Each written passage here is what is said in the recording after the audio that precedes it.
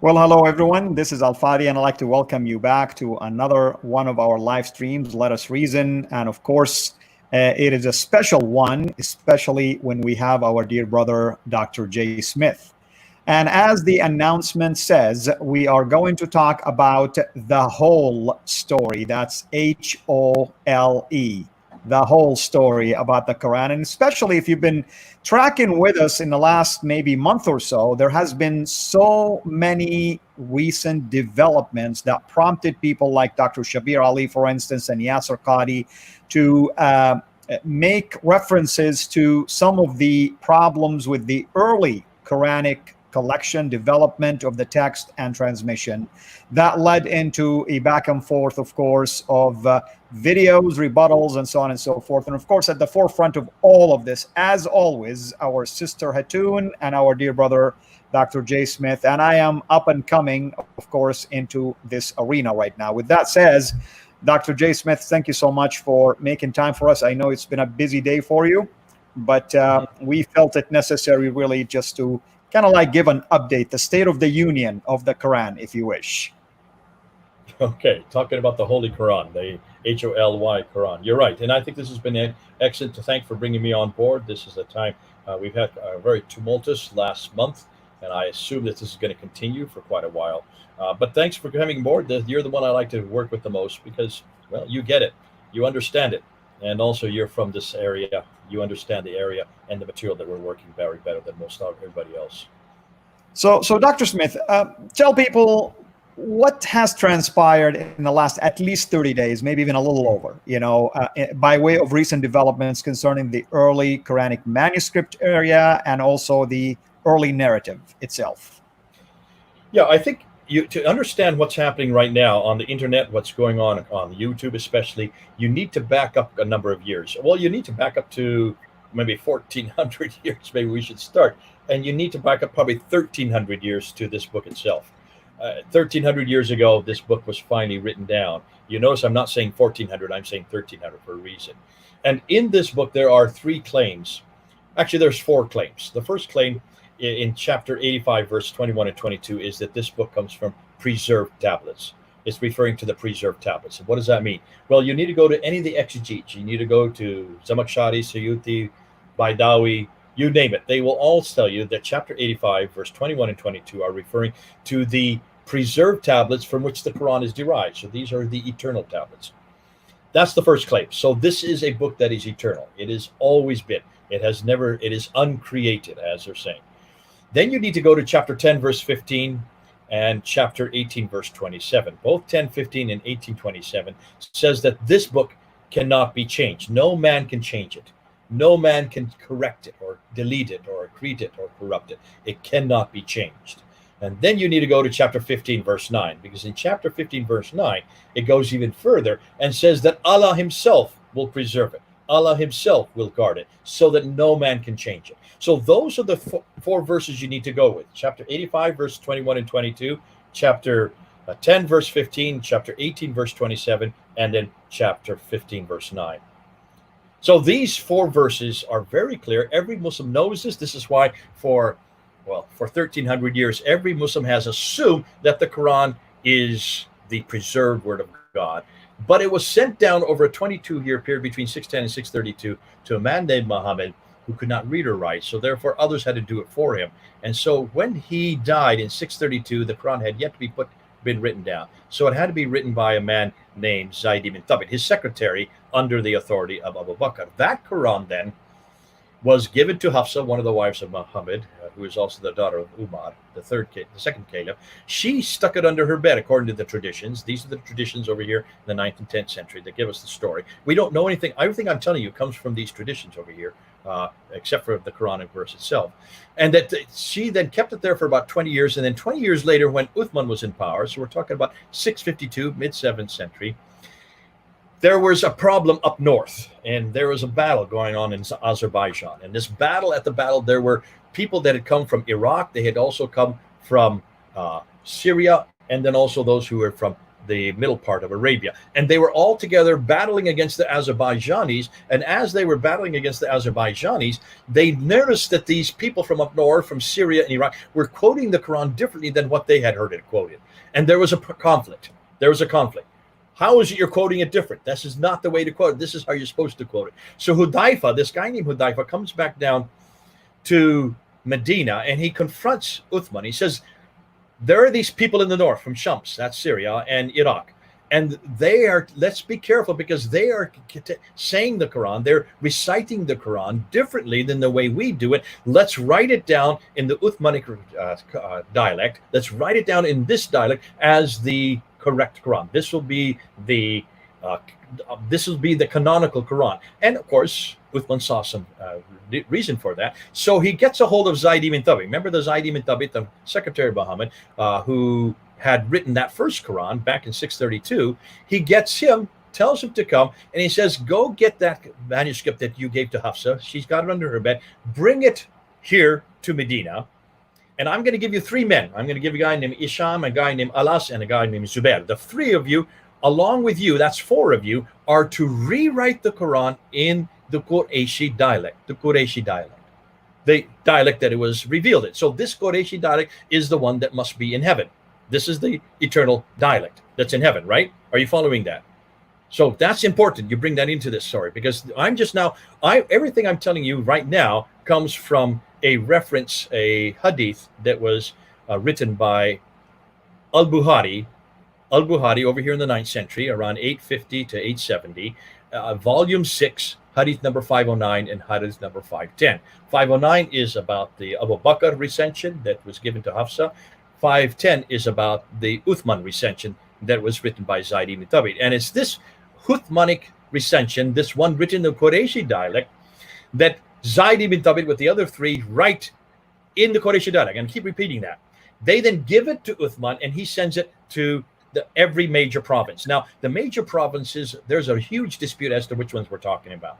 According to most Muslim scholars, according to ones I've heard, he sent it. One was left in Medina, one was sent to Mecca, one was sent to Basra in Iraq, over this side. One was then sent to Baghdad, or Kufa, which is just south of Baghdad, and one was sent to Damascus. So you have 5 cities, 5 different books going to Mecca, Medina, Basra, Baghdad, or Kufa, let's say Kufa, and then Damascus. And with those 5, he then sent reciters, those who were responsible to make sure that they recited it in the Qurayshi dialect, so they got it right. And these became the master Qurans. These became the canonical text in 5 cities, 5 provinces in 652, mid-7th century. That's as far as you go. Until you come back, you follow the rest of the of what Al-Bukhari says. But that's not all that happens. Once he sends them off, he then takes all the other manuscripts. Now remember, these are not recitations. These are not what people say orally, because you can't take them. You can't collect what people say orally. He took all the other ones, whether they were fragmentary form or in whole manuscripts, and he had them burnt. You burn manuscripts. Are you getting that, Al-Fadi? You do not burn recitations. You don't burn people's tongues. You don't burn people's mouth. You've got to burn a thing that creates carbon. And so it had to be So these were manuscripts that were different. Anything that disagreed with this now canonical text, this Uthmanic text, this Qurayshi text written in a Qurayshi dialect, burn them all, destroyed them all. So proving hopefully that there was only one Quran now. Now there was only one Quran. Now you don't have these other recitations that are coming out of Iraq or coming out of Syria. You're only now gone to this Uthmanic recension in the Qurayshi dialect, sent to 5 cities. Okay, that's 652. What happens next? Well, obviously, as you well know, and this is what the Muslims have been telling us, there were different ways to pronounce. Now, now here's where you can help us out, because you're a native Arab speaker. When you speak Arabic and you read a text as a Saudi Arabian, you will say it differently than someone from, say, Morocco. Am I correct? Or someone from Egypt. Am I correct? Yeah, I mean, sometimes the word itself could be said differently or pronounced differently based on a dialect, or, you know, and sometimes you can use a synonym for that word because you don't say it this way, you say it that way. Either way, if you just give me a structure of a word without dotting or any diacritic or marking, you're leaving it up to me now to decide how to read it and how to pronounce it also. Okay. Now we know this in English too. He says potato, she says tomato, he says tomato, he say, you say potato, I say potato, you say tomato, I say tomato. So we have that jingle that we know. We know this. This is quite normal. I mean, the English are so proud of the fact that we Americans have never spoken English because we have yet to learn English because they are the only ones that have the repository for true English. And when you get to England, I spent 25 years there. There were about 10 different dialects within England. There was 5 different dialects within London alone. And that's why we, even in English, understand that. But do you write it the same way every time? See, in English you do, because we have consonant and vowels within the word. But that does not exist in Arabic. Help them. Explain to the people. I don't want to do it because I'm an English person. I want you to explain what's different about the consonantal and vowelization in Arabic that is different from English. Well, I mean, the way you can pronounce a word, that's one thing that could be helpful. Number two, it can really change the meaning of the word itself, anywhere from a noun to an adjective to a verb. So even the word itself can give you multiple ways of, using it in context. Let's say you can come up with multiple meanings for that particular word. And also, is it a feminine word? Is it a masculine? I mean, there's so many things. I think in some exercises, you can come up with up to probably 30 different ways of saying the exact same 3 radicals, only 3 letters. So that's why it's 3 letters. And the reason is in the 7th century, dots had yet to be invented. Vowels had yet to be created. So you had roughly between 16 to 18 letters, or 16 to 18 radicals, or 16 to 18 consonants. That's the problem. So when it was written down, if it was, let's just say Uthman did write this down in the Qureshi dialect, how would you know what you were reading unless you had dots? You need to have dots, because just one little smiley face like this could have 5 different dots. A dot above it is a na, ta, tha. 2 dots below it, ba, or ya. So 2 different letters with 2 dots below, and 3 different letters. 5 letters just with the dots. Am I correct? Absolutely. And there is a number of letters that have the same issue. The ha, jim, the da, the, ra, za. All of these, ta, the, sa, ba. All of those, by changing just the dotting, the word itself can change. This donation has 3 holes in it. Even your donations have holes in it. Thanks, Islam Critique. We're going to show you lots of holes here. So as we're going along, you can see there is a problem here. You cannot read the text. It was obviously that the Arabic was just too crude back then. It was just was not sophisticated enough even to read it, and that's why they had to quickly create these dots, and these dots were starting to be created. Now here's the problem. You create these dots, but if you looked at one set of 16 letters, and I look at a set of 16 letters, I would probably put it a different way than you would put it away. In fact, there's all kinds of ways. If you can just with one letter get 5 different dots, on top of that 3 different vowels, the dama, which is the u sound, the fatha, which is the a sound, and the kasra, which is the e sound. 2 of them are above the letter, 1 is below the letter, 2 are slashes, 1's a little curlicue. If the 3 other vowels then change it yet again, you can get all kinds of combinations, as you just said, with just 3 of these letters put together, 3 of these radicals put together. You say you can get up to 30 different words just with those 3 radicals. Am I correct? You are absolutely correct, sir. And okay, we did a couple of shows together, and you also did a number of shows on your own where you showed those smiley faces that you call them, like the letter, and how you can change the location now of the dotting, and how the pronunciation itself, so if you put it down, it's ba. Notice the sound. 2 at the top, ta. Different. I mean, you don't need to know Arabic. Just the sound of itself can be different. So by definition, Arabic needs dots and vowels. Needs dots and vowels to be read, by definition. This did not exist in the 7th century. This was only introduced in the mid-8th century to the late 8th century. It was then standardized by the late 8th century. So by this time, well, I would say even by the early, it had to be standardized about the early 8th century, at least by 736, it was standardized. Why? Because the first one of these Qira'at were written down at that time period. The first one was written down at that time period, and the man's name, I want to get his name correctly. His name was Ibn Amr ad-Dimashq. So Ibn Amir of Dimashq wrote his. He died in 736. He was the first one to have his combinations of words I think you're talking about that are Ibn on this. Amir al-Dimashqi. Ibn Amir al-Dimashqi. Yeah. Yeah. From That's him. Damascus. And he died in Yeah. 736. I'm guessing he did his work in the last, let's assume he did his work in the last 20 years. So between 716 and 736, he did his work. He was the first to do that, right? So that's the first, he's the very beginning. Then there were 6 others that came after him. You have in Nafi from Al Medina, he died in 788, 85. You have Ibn Kathir from Mecca, he died in 738. You have also Abu Amr ibn al-Ala from Basra, he died in 770. You have Asim ibn Abi al-Najud, he died in 745 from Kufa. Are you getting this here, the same dates over and over again? You know, 777. I mean, these are all the dates. earliest, absolutely, the earliest date you're going to find is probably Ibn Amir, who is 118, I believe. 118, if my memory serves me right, 118, meaning at least there is 100-year or so gap. That's the earliest date, you're going to find. The earliest is 736, okay? The earliest is 736, and he's Ibn Amir of Damascus. And what He's I mean, the one from 118 is Damascus. the Hijra dating. That's what I mean by that, yeah.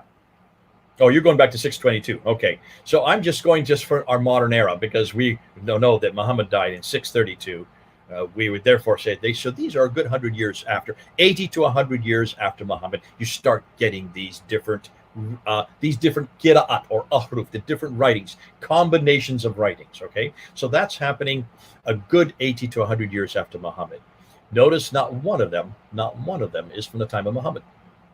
That's right. And Jay, this is a theme we're starting to uncover more and more lately, right? I mean, you look at the Petra and the Qibla, directions, and it's always a later development, always. In fact, I would say, if you look at the commentaries of the Quran alone, I mean, at least you start with Tabari, that is sound kind of commentary that is well developed 300 years later. And between the Tabari and Qurtubi, which is another 300 years, you begin to see that initially the commentators will use their opinions. Later on, they start using some traditions, hadith, to support what they're saying. It's almost 600 years gap before you start using authority, per se. Can you then understand why, when all my life and as long as I've been working in the Muslim world, I've heard a recurring theme. I've heard a recurring narrative. Every Muslim I've talked to, whether they are radical, whether they are nominal, whether they are liberal, maybe not the liberals, let's just go the nominal. Let's say 99% of all Muslims I've ever talked to in all the 40 years I've been working in the Islamic work have always said there is one Quran.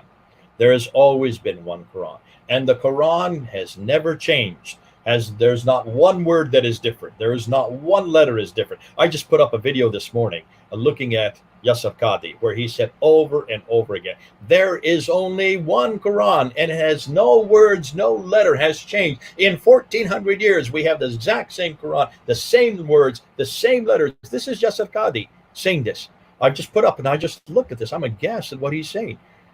Now, I just looked at it and I went up and I said, are you really saying this, Yasir Qadhi? Yes, of course.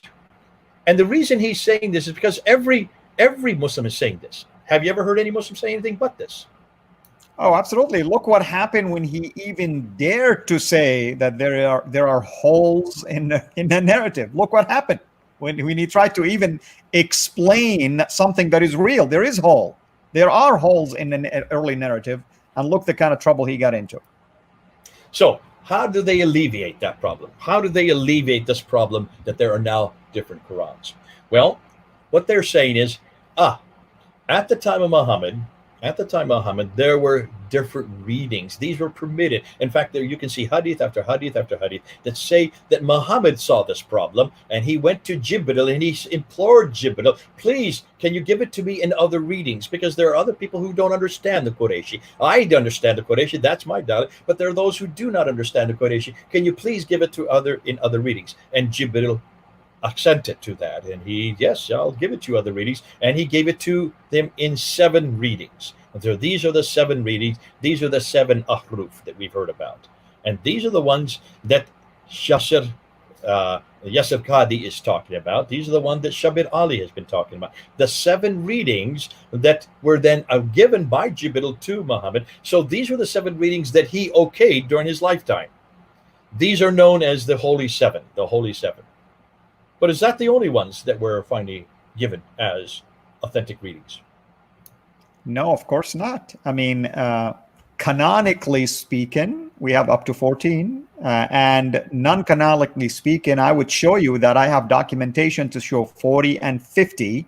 That's at least that were documented, if you wish. And you and I know that it wasn't until 300 years later, a man by the name of Abu Bakr ibn Mujahid is the one that decided, even nobody knows how, what method he used to try to determine the so-called 7 readings, and anything outside of that considered to be heretical. Then someone else added 3 more in the Jazri, and then you have 4 more. That's the 14, and that's where it stopped. So the whole thing has holes in it. I mean, any way you look at it. Oh, it gets worse than that. It gets worse than that. Ibn Mujahid is the one that chose the first 7, and the reason he chose the first 7 is because he wanted one to come from every one of the 5 cities. So he had to have Mecca. The one from Mecca came Ibn Kathir. That's not the same Ibn Kathir as the commentator that wrote many centuries later. This is another Ibn Kathir who died in 738. The one from Medina came from Nafi. The one from Basra came from Abu Amir. The one from Damascus came from Ibn Amir. And then you had 3 from Kufa, including Asim ibn Abi al-Najud and Hamza al-Zayyat and Ikisa al-Kisai. So those are the 7, 1 from Medina, 1 from Mecca, 1 from Damascus, 1 from Basra, and 3 from Kufa. Interesting, 3 from Kufa. Hold on a minute. Isn't the Kufa the one that they had the wrong dialect at the time of Uthman? That you notice true. Of those 7, 5 of them are from Syria and Iraq, the places they didn't want these to come from. And here's another thing, Jay. Have you noticed that the earliest that we mentioned, Ibn Amir, is not from Medina or Mecca? You would expect it to be from there, right? Isn't that where the Quran came, Mecca and Medina? No, it's from the same area. Yeah. It gets even worse. Before I get to what I'm going to go to next, I just want you to remember, who is it that chose these again? His name is Ibn Mujahid. And when did he do this? What were his dates? When did he die? 936. That is the 10th century. When did Muhammad die? 632. How many years did it take them to finally choose these 7? 300 years. 300 years, finally, they chose these 7. These are the 7 that supposedly all lived at the time of Muhammad. Look at their dates. Not one of them lived at the time of Muhammad. 936, 938. I'm sorry, did I say? Let's do it again. 736, 738, 745, 772, 785, 805. That's 9th century. None of these guys lived at the time of Muhammad. None of them lived even the same century. And 5 of the 7 didn't even come from Medina or Mecca. They came from the very place they're not supposed to come from, the very place you are not supposed to have the holy text, or the one holy. This is Wholy, the one that's supposed to have come from from heaven itself. Because the one that comes from heaven, according to Uthman, is the Qureshi one. The 5 of them, none of them are Qureshi. They're the ones that have deformed it. They have the dialects that don't make sense. Okay? Now hold on a minute. 3 more then were chosen.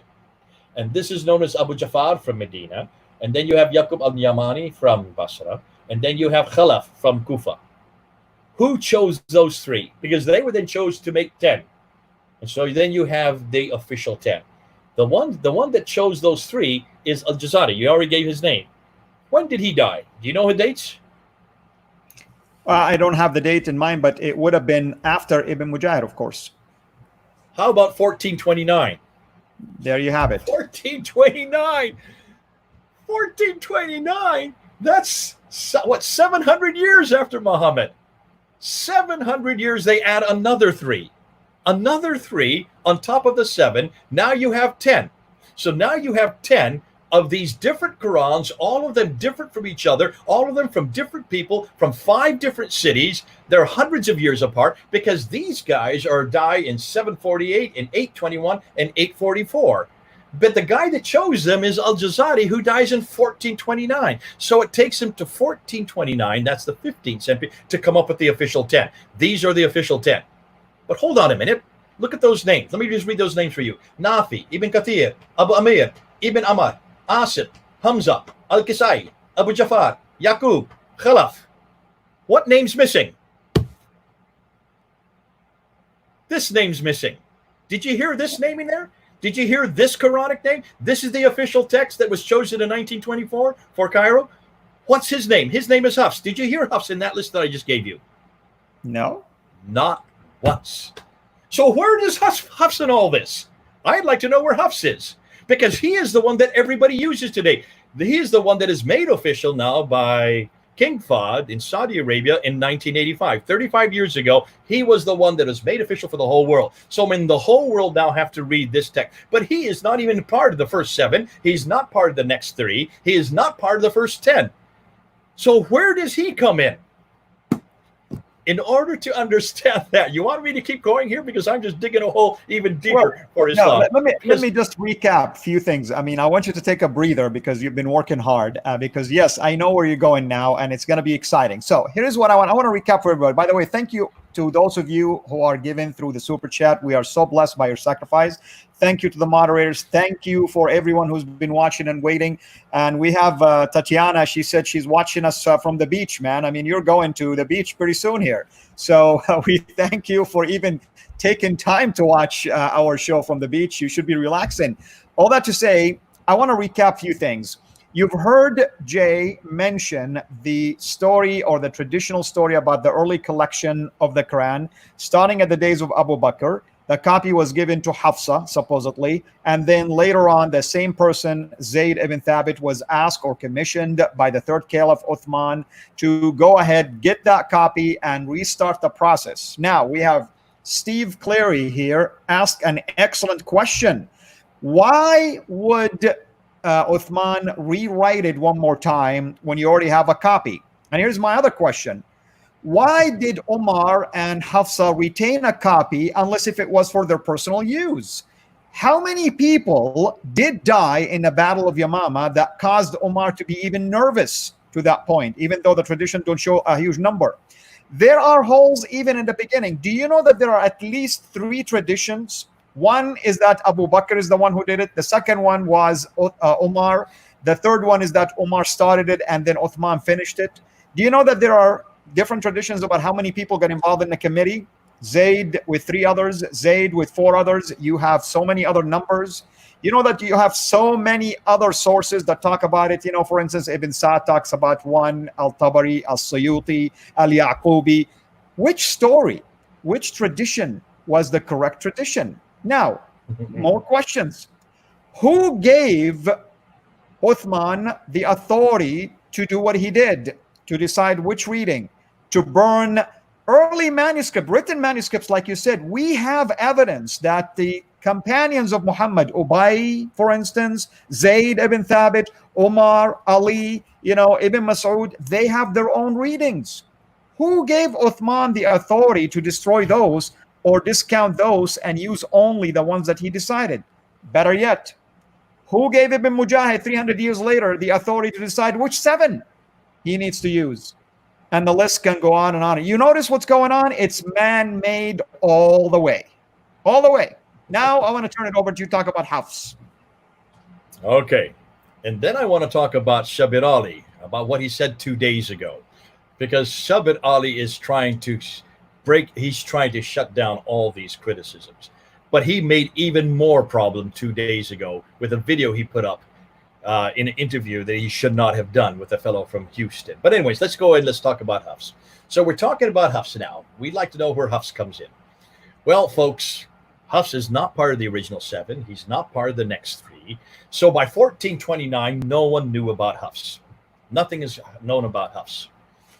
So when did Hafs finally get introduced? It looks like after 1429. No one's going to answer us this. This is what we can't find. And Muslims will not come up with what we now know. Because if you were to go up and if you go up on Wikipedia now, if any of you were to go up there tonight and go up to Wikipedia and just ask them and go up there to, I'm just going to go up to Wikipedia and put in Qira'at. Just put the word Qira'at.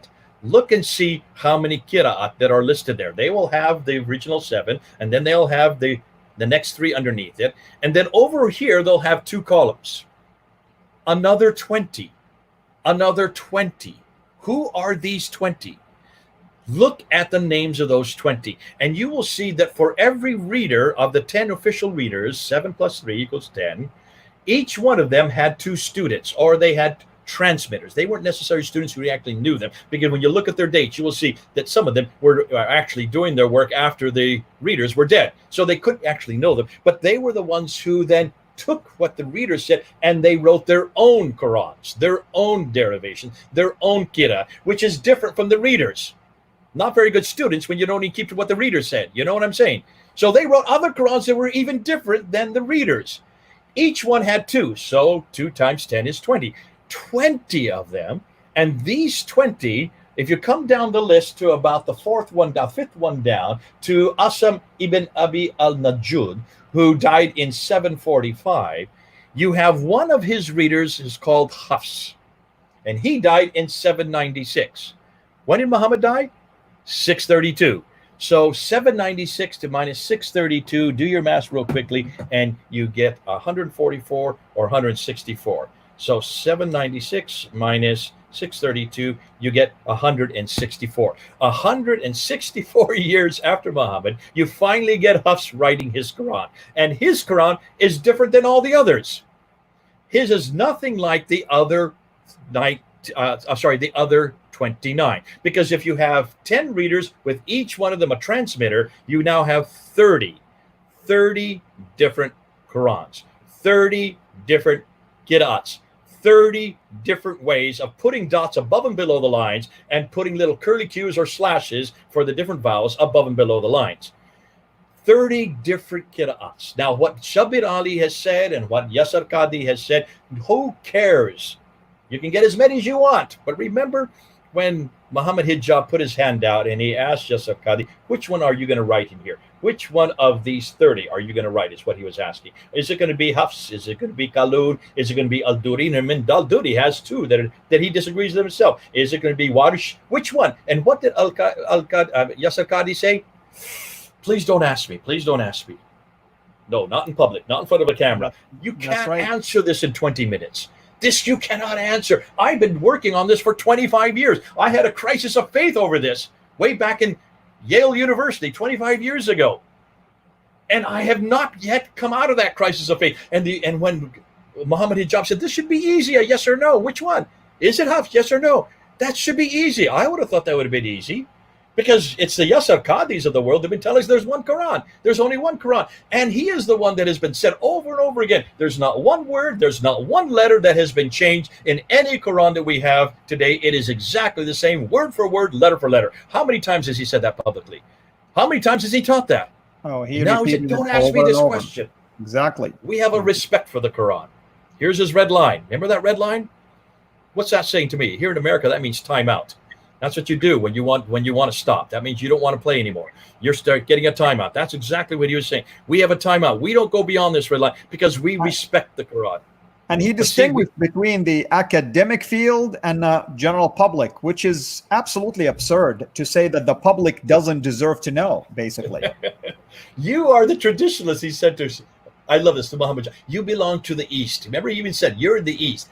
You haven't even dealt with these questions that I'm having to deal with over here. I'm having to deal with a whole new set of questions. And these people here, the people I'm having to deal with, they don't have a line. They can ask any question they want. Welcome to the West, folks. Welcome to America. Welcome to Europe. Welcome to the Western world, where we don't have any lines. We don't have any line. You can ask anything you want about this book right here. This is the Bible. This book has been asked every one of these questions. Where do you think historical criticism came from? It came from the Bible. Where do you think redacted criticism came from? Where do you think source criticism? It was all invented on the Bible. These criticisms, historical criticism, all these literary criticisms were all created in the 1800s and the 1900s to attack the Bible. We have been attacked for over 200 years. There is no line. We don't have a line. We don't say that you cannot go beyond this. We do not say you can ask anything you want of the Bible. And everything has been asked of the Bible. That's why I love my Bible. It has passed every criticism. Why do you think today We could teach biblical criticism. We teach redacted criticism. We teach historical criticism. Where do you think the Muslims get all their material from for attacking the Bible? They get it from us. We are the ones that created the whole genre of historical criticism, of literary criticism. It was only created on the Bible, and it's now, for the first time, being applied against the Quran. And this is a simple question, Yasser Qadi. There is no such thing as a red line in academia. Academia, there are no lines. You can ask any question you want. And if you're going to be at Yale University, you're going to have to answer that question. So how did he answer that question? Muhammad Hijab asked him this. So what did you do? How did you answer it? Yasser Qadi says, there is only one Quran. The Quran is preserved. The Quran is guarded. The Quran has never, ever been corrupted. He just went into a mantra. The same mantra that he has said since he was yay high to a grasshopper. He just went, we know the I'm sorry, I'm desecrating the word. We know exactly how the Quran is guarded. We know that it is being preserved. We know that it is the same Quran that existed at the time of Uthman, that existed at the time of Muhammad, that existed in those eternal tablets. He just went into this mantra, and that satisfied Muhammad Hijab. Okay, so that's all it is. That's what it is. That didn't answer a thing. You cannot answer that kind of question with a mantra that you memorized since you're a little child. You've got to answer that question. And that's why Shabir Ali is a lot more honest. And that's why I like Dr. Shabir Ali. He is trying desperately to answer that question. He knows that there were many Qurans, but he didn't know this in the 24 years that I have been debating him, 24 years that I have known Shabir Ali, and all the debates we've had. Never once has he said that there was more than one Quran. Never once has he ever admitted to the Qira'at and the Qira'ats are changed. Never once has he ever said this in public, not to me at least. Not to me. He has always been very clear that there is one Quran, and that all the manuscripts, the exact manuscript that we have, whether it's the Topkapi manuscript or the Ma'il manuscript or the Samarkand manuscript or the Husseini manuscript or the Sana'a manuscript or the Petropolitan manuscript, these 6 major manuscripts, they are all saying the same thing. They are all saying the same thing. He has said that for 24 years until May 19th. Until May 19th. Until 6 weeks ago. It's about 6 weeks now. Just 6 weeks ago, he finally admitted. His sister was right there on the program. Beautiful woman. Safiya. Gorgeous woman. Has a doctorate herself. It's her show. And she asks him, so you have said all these years that there is only one Quran, but now you're saying that there are variations. How do you answer that? And he said, then he starts to answer, and he says, well, yes, we know there are variations. Yes, we know that there are different Qurans. We know that there are different qira'at, that these are different vowels and different consonants. But it doesn't change any doctrine. It doesn't change any belief. It doesn't change any practice. As long as it doesn't change the doctrine, belief, or practice. Now, that's the first time I heard him say that. I've never heard anybody say that. And I've certainly not heard Shabir Ali saying, yes, there are differences, but they don't change any doctrine. Where do you think they got that from, Al-Fadi? Where do you think that comes from? The idea that Shabir mentioned, Yeah. We have... There are evidence. variants, but they don't change any doctrine, belief, or practice. Where do you think that comes from? Well, that's the Christian way of thinking. This is hard. This is what we have been Our saying argument, for almost exactly. 200 years. We've been Folks, attacked, and we keep telling him. He's mimicking us. He's show mimicking us. Where it changed the doctrine. Just show us, where it changed the doctrine. He's having to back up. This is called backpedaling. You can see this is called backpedaling. He realizes we've got to, let's see, what can I do? Oh, let's do what the Christians have said. See, the Christians, we have said this clearly because we know that our Bible is not eternal. We know that our Bible was not set down to one man. We know that Jesus did not write our Bible. We know that Matthew wrote Matthew, Mark wrote Mark, Luke wrote Luke, that Isaiah wrote Isaiah, Jeremiah wrote Jeremiah. We know that Moses wrote the first 5 books. This is these are written by men. We admit they're written by men. They are written with their own style of writing. They write with their own idiomatic expressions. That's why we don't sit there and suggest that these somehow that they're what we have in our hand today exists in heaven. We would never make those kind of claims. And as far as changes, of course there are changes. We know where the changes are. We've always been transparent. Well, no, I shouldn't say always. I have to admit that there were parts of our history where we did admit these changes. But if you look at any modern Bible today, take a look at this one here. This is the NIV. Look at Mark chapter 16, verse 9 to 20. There's a line right there, and it warns the reader that the next verses from verses 9 to 20 are not found in the earliest Greek manuscripts. That means the earliest manuscripts we have, these verses are not there. It warns the reader just to be aware of the fact. At chapter 7 of John, verse 53 to chapter 8, verse 11, the woman caught in adultery. These verses, we have a line before and after warning the reader. These are not found in the earliest Greek manuscript. We know we don't have the originals. Nobody has claimed that we have the original. Only Muslims have claimed they have the originals. Have you noticed? We don't say the same thing about the Bible they have said about the Quran. We have been very clear that we don't have the original. But I have never heard a Muslim say that. I have never heard a Muslim say that. And I'm still hearing Muslims say they have the original, including Shabir Ali and Yasser Qadi. They're still saying that they can go back to the original. How many times has Yasser Qadi said this? That we are the only scripture, and I put this up this morning. I put this up quote after quote. Look at the quotes I put up this morning. That we are the only religion that has a text that can go back to the original, that can go back to Uthman, that can go back to Muhammad. Folks, this is the lie of Islam. These are lies that you're hearing. There's no other way to say it. And I'm sorry, I love Shabir Ali, and I don't know Yasser Qadi. I've never met him before. I have met Shabir Ali. We're good friends. But Muslim scholars, you've got to stop saying this. There is no original Quran. There is no Quran from the time of Abu Bakr. There is no Quran from the time of Uthman. We haven't even got into that debate yet. That's starting next week. Wait till we start looking at your original manuscript, which you call Uthmanic manuscripts. Every one of them you call Uthmanic. We're going to shut that down after next week. But hold on a minute. That's not for this time. That's not for this live stream. We're still dealing with the Qira'at. See, we're still dealing with the 8th, 9th, and 10th century. We're still dealing with really the trivial matters. This is really trivial to me because, listen, I've known that there have been many Qira'ats. I remember hearing this back in the 1980s when I took seminary, when I started about. Listen, we held up those 26 Qurans there at Speaker's Corner there in London back in 2016. We've held them up not once, not twice, but 3 different times. 3 different times we held up those Qurans. And all 3 times we got a huge reaction. Muslims had never heard this before. You can see Muhammad Hijab. He's in the crowd there the first time we held him up. He is in the crowd pulling the Muslims away. Come away, he says. Don't listen to him. Don't listen to what they're saying. He did not want them to see what we were showing. He did not want them to hear what we were saying. He didn't want them to see this because he didn't know what to do with this. I don't think he had ever come across this before. I think he was going through a crisis of faith. I can't prove it. 4 years ago, I think he went through a crisis of faith. And that's why 4 weeks ago, he had to ask this question of Yasser Qadi. Just 4 years, this has been festering. 4 years. Now, he's all over the internet. This man has 270,000 subscribers on his YouTube channel. He is a big name on the YouTube channel. Therefore, you can see all these disciples of him have been asking, what are you going to do about these Qira'at that they showed there at Speaker's Corner? What are you going to do about these different Qurans? 26. We only showed 26. Hattun is now up to 37. Hattun is the one that has got all these Quran. Hattun is the one that has found every one of these Quran.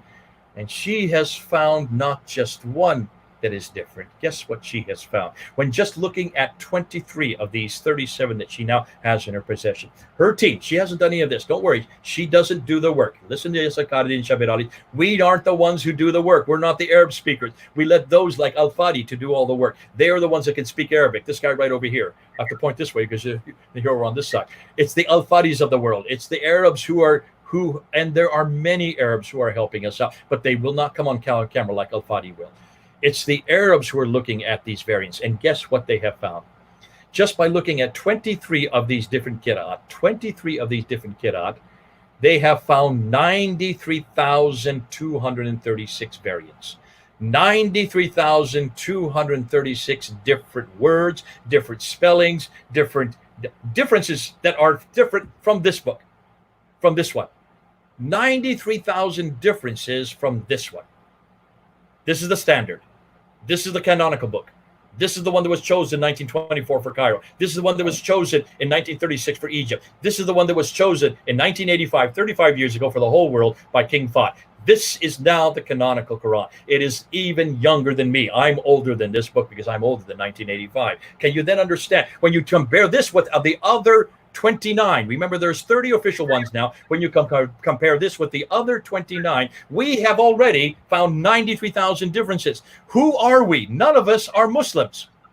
Why haven't Muslims done this? Why hasn't there been one Muslim who has done the work that we're doing? Why hasn't one Muslim come open? Why hasn't one Muslim gone public with this? Why is it that Shabir Ali finally went public with this on May 19th, 2020? That's just 6 weeks ago. Can you see then why we're saying what we're saying? Go ahead, Al-Fadi. No, I agree with you. I mean, there are some Muslims who have a critical mind, who wrote articles, and even some of them wanted to bring this to the forefront. Some lost their life. Some were discredited immediately. Some were called non-Muslims and atheists. I mean, that's the problem that you're faced with. And I think Yasser Qadhi acknowledged the issue that the Western, basically, academia has caught up with the problem already.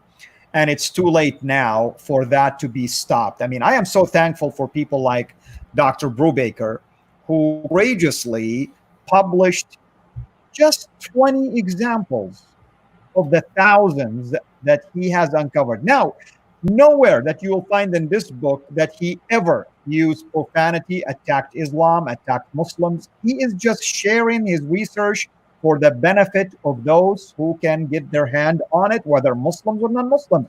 Where do you think this whole push is coming from, Jay? It's coming because of a book like this, because now to be fair, this is not about Qiraat. This is not about Qiraat. Yeah, it's this is much more damning than Qiraat. This is much more damning than Qiraat. This is about the Razm text. We have yet to get into that. Muslims, you have no idea what's coming yet. And remember, Yasser Qadhi says that these Qiraat differences, these Qiraat variants, caused him a crisis of faith 25 years ago when he was there in Yale University. He has no idea what's yet to hit him.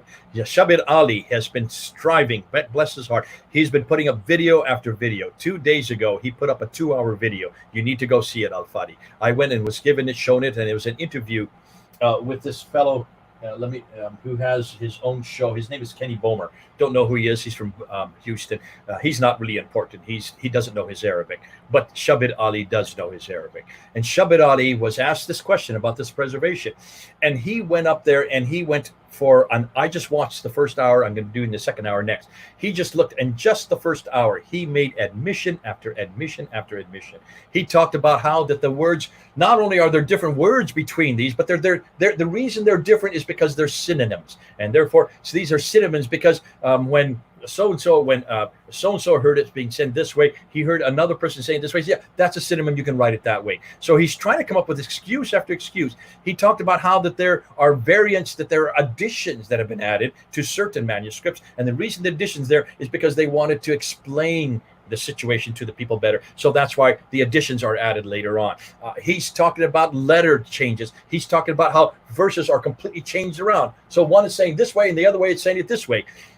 When you stop and think, it says, hold on a minute. I thought this was preserved completely. I thought this was guarded by Allah. I thought that this is already existing for eternality. This has always existed eternally up in heaven.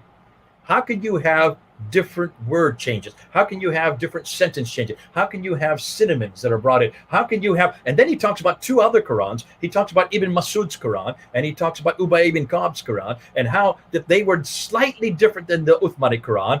But we can't trust what people say about them because these are just people who talk about them, and therefore we don't trust them because they are probably, they are not trustworthy as Uthmani, as Zayd ibn Thabit. And suddenly, he's talking about 2 other Qurans.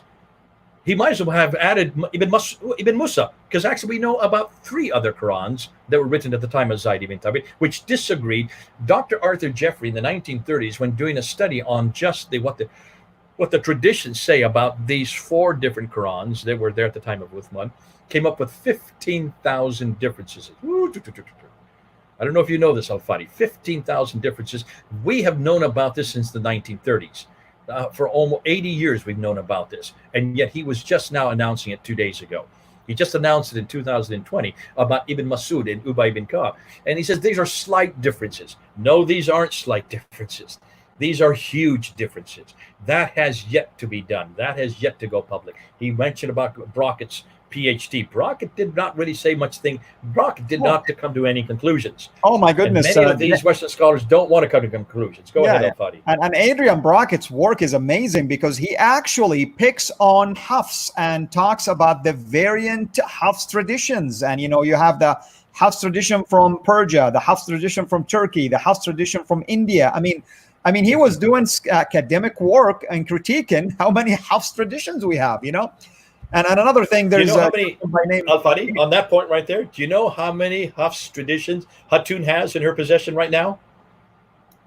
5, 6, 7. Okay. 7. She has 7 different Hafs traditions. There you go. So which one? Which one is the correct one? Well, that's the question I asked her. Have you gone through and see which one this is? We haven't had time. No one else is doing this.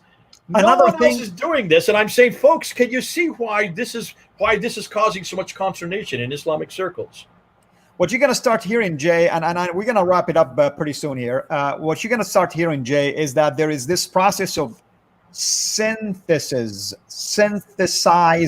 qira'at. Uthman decided how to synthesize things, and decided what is the right one. Ibn Mujahid did the same thing. Like even the 7 qira'at that Ibn Mujahid chose, some of them actually have different traditions, and he decided how to combine them and come up with an eclectic way of reading. I mean, it's like, once again, we have a question here from someone, comment, I should say, Peter. Peter makes a good argument. He says, textual critics require stimata, right? There is no such thing yet for the qira'at. I can tell you this, Peter, actually, Dr. Michael Cook did a study about 10 years ago, and he attempted to come up with a stimata, but he based this on only 4 of these copies that supposedly were sent by Uthman. You should really go and download it. It's available for free, by the way, and you should go and look at it. He based it on a tradition by a man by the name Adani, who died in the 11th century, who says he believes 4 only were distributed, when in fact there was other tradition. This is about 7, and another one said 9, like you've heard, Jay. Once again, we're back to the same dilemma.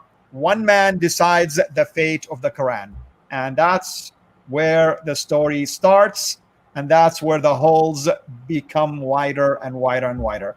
Brother, I know you are. I know we only have 5 minutes. I would like to talk about what's happening now since the last 6 weeks. Yes, please. Give updates about what's going to happen. I think what's happening, and this is what's fascinating, because I've watched this trend. I remember when back in 2013, I did a debate with Adnan Rashid. We used to do these, what we call ad hoc debates. These are not formal debates. We did tens of these kind of debates.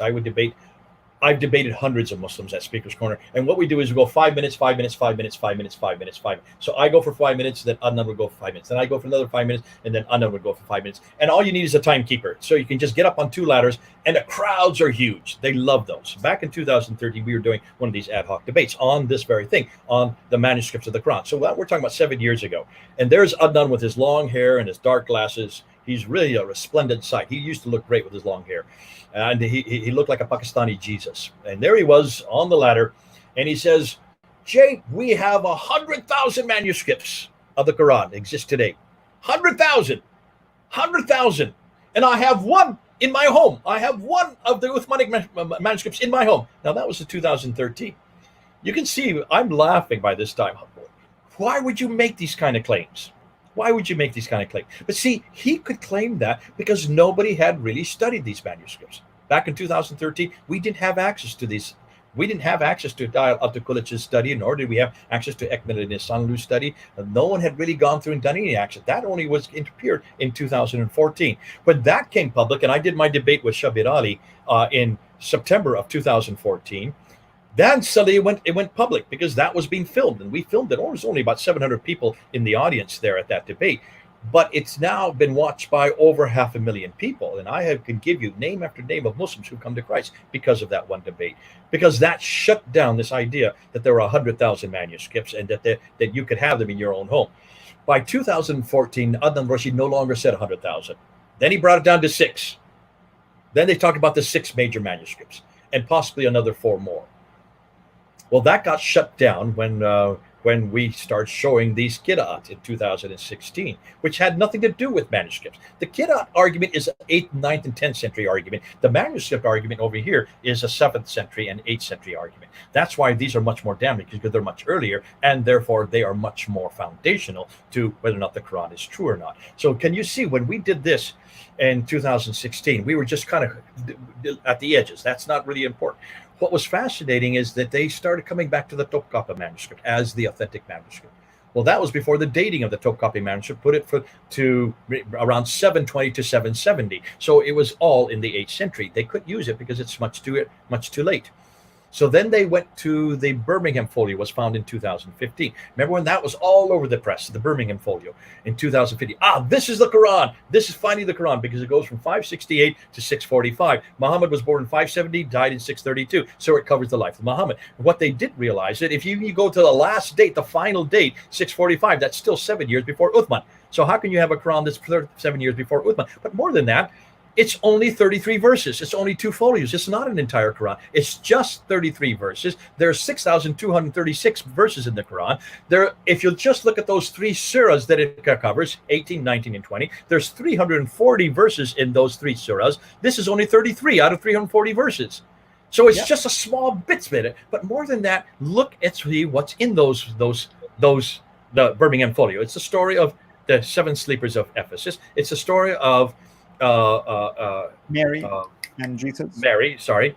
It's a story from 145 AD, and it's also the story of Moses from 1400 BC. All 3 of those stories, James the Lesser, also the stories of Ephesus, these were written, the story of Moses was written in 1400 BC. The other one of James the Lesser was written in 145 AD, and the one of the seven of Ephesus were written in 500 AD. These all predate Islam, these all predate Muhammad, and they all predate the Quran. So is it no wonder that they have found these stories written in Arabic that are pre-Islamic? Did you notice? These are not at all Quranic, in the sense that they are not part of the same, they're not even in the same form that's in the Quran. So these are pre-Islamic, pre-Quranic. But even that, if you're going to use radiocarbon dating, then you need to go to your manuscript, the Sana'a manuscript.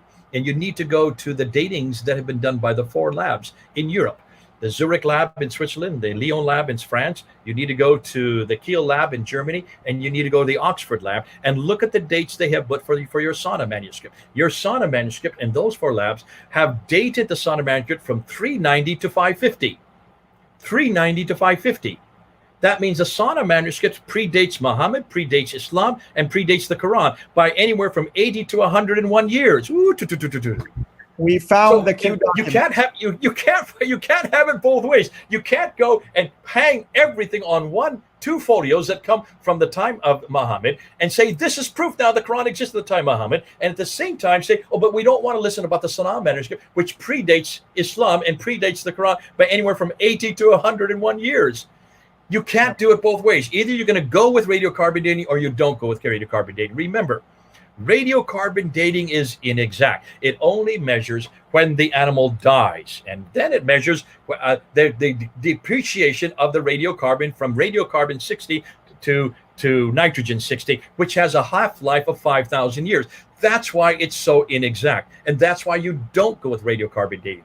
But you need to go and ask, what is it we do now know about them? The manuscripts we do have. I don't want to get into that, but what is Shabir Ali now doing? What is Yasser Qadi now doing? Have you noticed? Shabir Ali is being the more honest. Yasser Qadi is just basically yelling at us and calling us names and using all kinds of ad hominem. How dare we question him? And then he's trying to censor David Wood and trying to get him off the internet and trying to strike him, throw strikes at him for even using his video. That's not the way you do it in the 21st century. That's not a Fair very good use, standard. by the way, for fair use. They have to fair use, because otherwise I could just quote anything I want from Yasser Qadi. I would rather put his video of him saying what he's saying so that I don't misquote him. That's why we do that. We put them up there so we don't misquote the people that we're confronting. But here's what's fascinating. 2 days ago, Shabir Ali then made quite a few announcements that I think are substantial. And what I call it is he's changing the goalposts now. This is changing the goalpost. There's moving the goalpost. From 100,000 manuscripts, it's now come down to 6 manuscripts. From 6 manuscripts, it's now come down to the Birmingham Folio. And according to Adnan Rashid, the Husseini manuscript. He should have never chosen the Husseini manuscript. I'll tell you why next week, not now. So now it's really come down to just 2 folios written at the time of Muhammad's life. That's it. From 100,000 manuscripts, full manuscripts, it's come down to 33 verses. That's all they've got. And the only reason they've got that is because they have radiocarbon dating. What's fascinating, look and see what the scholars are saying about that radiocarbon dating. I put that all up. That's all going next week, so I want to do on that. What Shabir Ali has done now is he's saying, okay, so we now know there are differences. Okay. He hasn't yet put the dates on them. We're going to do that this weekend. I'm going to put the dates all up there so you can see the dates of when the 7 came, when the 3 came, and then when the next 20 came. So 7 plus 3 plus 20 equals 30. You have to see the dates on the timeline to see why this is so damaging. Nonetheless, once he's seen that, and he has seen that, he is now saying, okay, so there are variants, but they're very few. And they don't change any doctrine, they don't change any belief, and they don't change any practice. That's already a huge admission. That's really saying, really, then the Quran's nothing more. It's just like the Bible. But see, the Bible, we never made these claims. You're making the claims that it's eternal. You're making the claims that it is unfettered by human hands. You're making the claims that your God protects it and does not allow any miscorrections, that he keeps it from being incorrected. That's your claims. That's your Quran that's made these claims. Now you're saying, okay, there are claims, but they don't change any doctrine, they don't change any practice, they don't change any belief. That's not good enough, because now he's saying, oh, okay, there are different words and there are different word formations, and actually there are different ways of saying it so that you can help help the reader understand. What he is saying all the way through is, this is human manipulation. This is human intervention. This is exactly what the Quran is not supposed to be doing. You're not supposed to have any human corrections. You're not supposed to have any interventions. You're not supposed to have any later corruptions. I don't care what year it is. If Allah is guarding it, if Allah is preserving it, then how can you have anybody, according to Shabir Ali, change it to help people understand it better? Use a synonym to help them understand it in their dialect. How can this happen with any word of God that is guarded by him? Can you see he's now moving the goalposts little by little and much more quickly because of the last 6 weeks? How many Muslims who are listening to me right now, how many Muslims, I see there's about 460 who are watching live right now. Of the 460 that are watching me, how many of you now agree with what Shabir Ali is saying? Are you willing to now say publicly that the Quran has been changed, and it has been changed at a much later date? Because these dates are not at the time of Muhammad. These dates are the 8th, the 9th, and the 10th century up until the 15th century. Are you willing to say that the changes still continue up until the 15th century? Are you willing to say that now? Can you say, hand over heart, that your Quran is not preserved completely, that your Quran is not guarded perfectly, that there is no Qurayshi dialect? Because the Quran you have chosen, this one here is not even Qurayshi. This is from Kufa. This is from Iraq. This is from the very area the Hudayfa says we must not have, so that we must write the correct one. We must write the Uthmanic one. We must write, the Qurayshi one. The Qurayshi one, he had Uthman write the Qurayshi one, so they would not be corrupted by the Iraqi dialect, would not be corrupted by the Syrian dialect. And yet the one you have chosen for the whole world is the Iraqi dialect, written in 796, 164 years after Muhammad. Folks, this is not the Quran that I've been grown up with. This is not the Quran that I've heard for 40 years. This is a wholly new Quran. This is a man-made Quran. These different qira'at only get introduced in 736, 100 years after Muhammad. They do not exist at all at the time of Muhammad. There is no Quran at the time of Muhammad. There is no Quran at the time of Uthman. I'm still waiting for a Muslim to show me one Quran that's from the time of Uthman. It's 114 surahs, just like the Quran I have in my hand here today. Just like this, not the qira'at, not the vowels, not the dots, just the razm, just the consonantal text, just the capital text. I'm still waiting. That's a good way. That's a good time. That's a good place to stop. Absolutely. Thank you so much, brother. And to let everyone know also, I want you to go, of course, and always make sure you're subscribed to Thunder Films channel, so you are updated all the time on the videos that our dear brother does, especially when it comes to the Qira'at and the Quran, and now he's going to be talking about Rasm also. I myself also has been inspired by this debate. I'm doing my PhD in one of the early Quranic manuscripts, and soon I am going to launch a show that deals with early Quranic manuscripts. I'm going to keep that for now, just generic. And when we launch it, we'll let everyone know about this. Another thing I want to just let everybody know, if you weren't with us yesterday or the beginning of this week, today marks the end of my live streams for the next 10 days. I am taking a vacation, a much needed vacation and a time of rest. And when we come back, we are going to revamp a few things as well. And we are going to come up with different style programs. So we will keep you posted about that. Nasser is going to join me to do jointly a discipleship program. We'll be doing the Quranic one. We'll do the live streams and so on and so forth. So we'll keep you posted about the lineup also that will be coming up. With that said, thank you so much, everyone, for your contribution. Thank you for being here. Thank you for your comment. We are always blessed by it. Make sure you share this with others and you go and subscribe also to Founder Films, because there's a lot of a wealth of information in there when it comes to the topic of the Qurans in general. And we pray that our Muslim friends who are watching today, that they will start thinking seriously about their salvation. Thank you, brother. I appreciate you as always. Thank you, everyone. God bless. Take care, and we will see you soon. Bye-bye now.